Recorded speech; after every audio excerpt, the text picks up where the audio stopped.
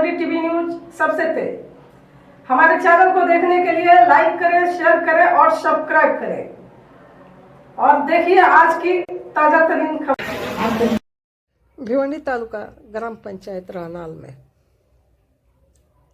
माझी विद्यार्थी मिलावा स्वर्ण महोत्सव का उत्सव मनाया गया। हम आपको बता दें कि प्रभारी सरपंच श्री प्रताप पाटिल साहब के नेतृत्व में एक कार्यक्रम किया गया, जहां पे देख सकते हैं कि हजारों के तादाद पे लोग मौजूद थे और जो बचपन के दोस्त थे वो सब आए हुए थे।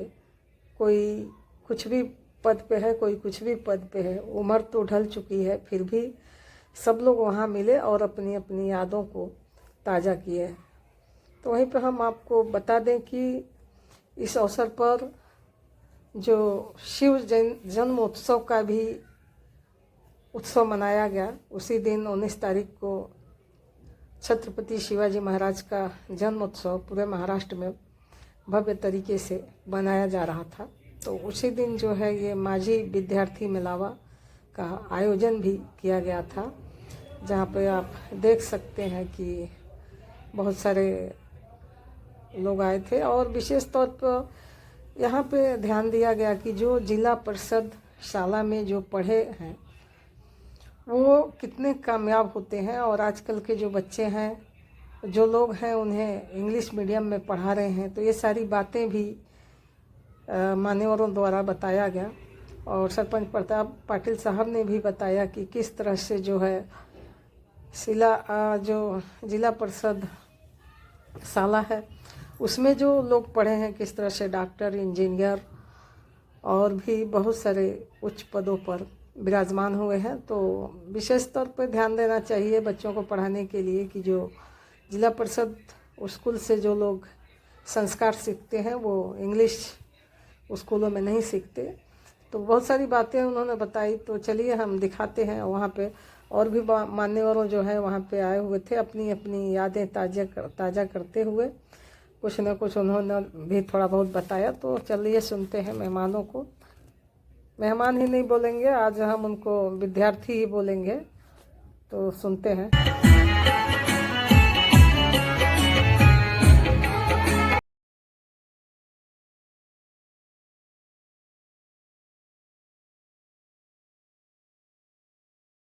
सांगितलेलं आहे बडवीर सरांनी या ज्येष्ठ विद्यार्थी म्हणजे आमचे दादा माननीय रविकांत पाटील, तसेच मनोहर पाटील, माजी सरपंच नामदेव पाटील, तसेच सर्व इथे उपस्थित माजी विद्यार्थी यांना माझा नमस्कार। आज आपली शिवजयंती आणि याचं ओहे साधून आमचे उपसरपंच प्रताप पाटील यांनी माजी विद्यार्थ्यांचा मेळावा आयोजित केला आहे। शिवछत्रपती शिवाजी महाराजांबद्दल अधिकारी सन्माननीय पडवळ साहेब यांचं या ठिकाणी स्वागत होत आहे। आपल्या शाळेचे सर्व शिक्षक ते प्रत्येकाला इथे संधी असायची, आता देखील आहेत, पण आता भाषण कमी होतात। त्यांनी आमच्या बाबाला काय सांगितलं, अरे बाबू या वर्षी तू 1 नांगऱ्या कमी कर। काय म्हणजे 2 नांगरे आणि तिसरा मी, मग ती नांगराची मी अशी हे करत परत मनोहर पाटील, बाजीराव पाटील समोर बसलेले मनोहर पाटील यावी शौक लावला कबड्डीचा मला आणि अविनाश पाटील। मग ते शाळा गेली वेगळे, चाल कपडे आमचे घ्यायला घेऊन, मग आम्ही दोघे मग 8वी पर्यंत मी कसा तरी गेलो, 2 वेळा नापास होऊन नंतर बाबाला सांगितलं आता मला काहीतरी करायचे। असं करता करता मी रिक्षा घेतली, रिक्षा चालवून परत बाबाला सांगितलं की मला ट्रक घ्यायची। पण तो वेडा आहेस का, ट्रक केवढ्याला मिळते तुला माहीत आहे का? असं करता करता मी आज सरपंच झालो, आगरी समाजाचा अध्यक्ष झालो। या आहे याच्या मागे म्हणजे जुने गुरुजी मराठी शाळेच्याच चालते आणि खूप बरं वाटतं। मी ह्या मंचावरून माझे शाळेचे आभार तर व्यक्त करू शकत नाही, कारण खूप चांगलं शिक्षण मला दिलेलं आहे। मला पहिले माझे शिक्षक आवडतात घुडे गुरुजी, मला वाटतं आपल्या इथे दादा राहायचे, ते खूप स्ट्रिक होते. आपल्याला मुख्याध्यापक होते, कोणाला आठवतात का नाही आठवत मला माहिती नाही, पण मला आवर्जून आठवतात. कारण शाळा जरी संपली 5 वाजेपर्यंत, 5च्या नंतर आमची ट्युशन, कारण माझ्या इथेच मी खाली राहायचे आणि आमच्या जुन्या घरात ते वरती राहायचे, त्याच्यामुळे त्यांचं आवर्जून शिक्षण आठवतं. त्याच्यानंतर LM खामकर सर मला 2री ते 4थी पर्यंत शिकवत होते. की मंदिरावरची कळसं, मंदिर तोडणं, शेतीचं नुकसान, आपल्या आया बहिणीवर अत्याचार, या सगळ्या गोष्टी त्यावेळेला व्हायचा. परंतु हे सगळं रोखण्यासाठी एक झंझावत जन्माला यायचा होता आणि तो झंझावत आजच्या दिवशी 19 फेब्रुवारी 1630 रोजी जन्माला आला आणि खऱ्या अर्थाने आपल्या स्वातंत्र्याची सुरुवात त्यावेळेला झाली. आज आणि त्यांच्या यशामध्ये कुठेतरी वाटा हा आपल्या शाळेचा आहे आणि या शाळेने आपल्याला घडवलं याचा सार्थ अभिमान हा देखील आहे. मी आमच्या बाळकुंच्या विद्याप्रसारक शाळेमध्ये शिकले. जेव्हा मी सरपंच म्हणून पदावर आले तेव्हा गावच्या नगरसेवक देवराम भुईर यांनी जे विद्याप्रसारक शाळेचे अध्यक्ष होते, संस्थेचे अध्यक्ष, त्यांनी सांगितलं का नाही आपल्या गावची मुलगी सरपंच झाले तर तिचा सत्कार सोहळा झाला पाहिजे. मोठे मोठे कार्यक्रम अटेंड केले. पण मी जेव्हा शाळेमध्ये एंटर केली, त्या शाळेमध्ये ते शाळेचे वर्ग, ते सगळं बघून माझं मन भारावलं आणि मला वाटतं ठाकरे सरांनीच मला भाषण लिहून दिलं होतं. आणि खरंच सांगते, तिथं जाऊन जसं मला धन्य वाटलं तसं आज सर्व तुम्हाला सगळ्यांना इथं येऊन धन्य झालं वाटतंय.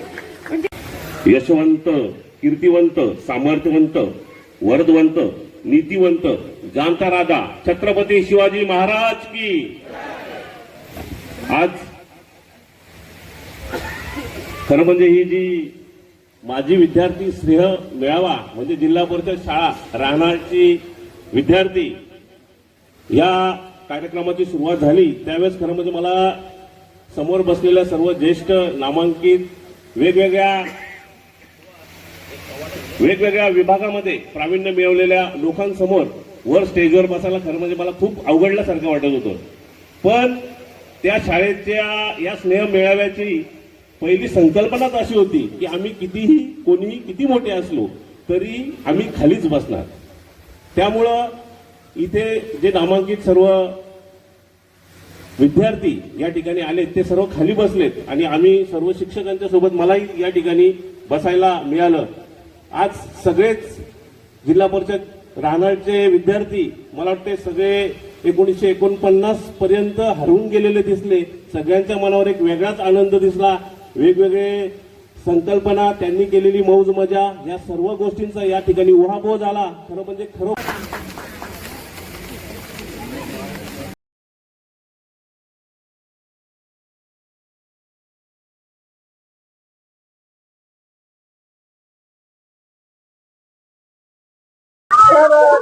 काय निमित्त विद्यार्थी महोत्सव आमच्या रानाल ग्रामपंचायतीमध्ये संस्थांच्या वतीने जिल्हा परिषद केंद्रशाला रानाल इथे 1 मार्च 1920 रोजी या शाळेची स्थापना झाली. या स्थापनेपासूनच्या ते आतापर्यंत सुवर्ण महोत्सव काल म्हटला जाईल. आतापर्यंतच्या म्हणजे 2026 पर्यंतच्या सर्व विद्यार्थ्यांना, माजी विद्यार्थ्यांना आम्ही इथे निमंत्रित केलं. सर्वांच्या भेटीगाठी झाल्या. जवळजवळ 400 विद्यार्थी हे आज या स्नेह संमेलनासाठी उपस्थित होते. या स्नेह संमेलनाबरोबरच प्रत्येकाची ओळख, प्रत्येकाच्या बॅचची जी मैत्री होती ती आज मैत्री जागृत झाली. या कार्यक्रमाच्या निमित्ताने मी सांगू इच्छितो की या आपल्या मराठी शाळेला, जिल्हा परिषद शाळेला आपण एक हायटेक म्हणून शाळा निर्माण करू अशी मी प्रस्तावनामध्ये इच्छा व्यक्त केली. या प्रस्तावनेबरोबरच या माजी विद्यार्थ्यांनी प्रत्येकाने काही ना काही मदत करून आज काही हजारोच्या रूपाने इथे शाळा हायटेक करण्यासाठी किंवा पेपरलेस करण्यासाठी बऱ्याचशा लोकांनी मदत केली, बऱ्याचशा विद्यार्थ्यांनी मदत केली. त्याबद्दल मी त्यांचा आभारी आहे. या शाळेसाठी ज्यांनी ज्यांनी योगदान दिले, ज्यांनी या शाळेने ज्यांना घडवलं, ती सर्वच माझी विद्यार्थी इथे उपस्थित होते. कारण तुम्ही बघितलं असेल की या रानाल ग्रामपंचायतीमध्ये असू द्या, शैक्षणिक क्षेत्रात असू द्या, सामाजिक क्षेत्रात असू द्या, क्रीडा क्षेत्रात असू द्या, रानाल गावातले जे पण मराठी शाळेमध्ये शिकलेले डॉक्टर असतील, वकील असतील, इंजिनियर असतील, हे उद्योगपती असतील, हे सर्वच या कार्यक्रमाला उपस्थित राहिले. त्याबद्दल मी त्यांचा सर्वांचा आभारी आहे. आणि या शाळेने त्यांना काहीतरी दिलाय आणि शाळेसाठी ते काहीतरी देणार आहेत, त्याबद्दल मी त्या सर्वांचा आभारी आहे. जय हिंद, जय महाराष्ट्र. देखा जाए तो आजकल जो है लोग बच्चों को इंग्लिश मीडियम में पढ़ा रहे हैं, लेकिन आप लोग जो ये कार्यक्रम किए, विशेष ध्यान दिया गया कि मराठी शाला में पढ़ाया जाए, इसका क्या उद्देश्य है? आम्ही लोकांनी एक विचार केला की मराठी शाळेमध्ये सुसंस्कृत माणूस बनतो. मराठी शाळेमध्ये तुम्हाला झाडू मारण्यापासून ते साफसफाई असू दे, पाणी भरण्यापासून असू दे, लोकांशी कसं वागावं हे मराठी शाळेतले शिक्षकच सांगू शकतात. इंग्लिश मीडियम फक्त पैसे कमवण्यासाठी असते. इंग्लिश मीडियम मध्ये माणूस शिकला म्हणजे तो विद्वान होतो असं नाही.